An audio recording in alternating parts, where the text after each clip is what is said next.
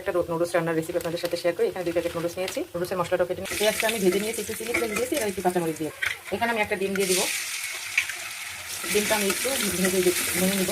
বাচ্চারা যেহেতু সবজি খেতে চায় না, তো আমি একটু মিক্স করে দিব, মানে বাঁধাকপি সরি, এটা কুচি করে দিয়ে দিয়েছি। দেখুন একই কড়াইতে একদম মানে আলাদা কোনো কিছু করা লাগছে না, ঝটপট এভাবে আর কি নুডলসটা রান্না করে আপনারা দিতে পারেন। কিছুটা লবণ দিয়ে দিব আর এখানে আমি একটু মশলাটা দিয়ে দিচ্ছি। দিয়ে আমি একটু নেড়ে চেড়ে দিব। বাঁধাকপি সিদ্ধ করতে বেশি সময় লাগে না, হয়ে যাবে।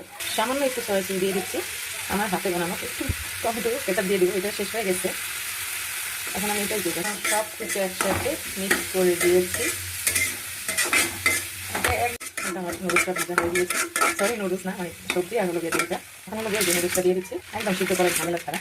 এখন হলো গিয়ে আমি এখানে গরম পানি দিয়ে দিচ্ছি পরিমাণ মতো। সব কিছু একসাথে মিশিয়ে দিচ্ছি।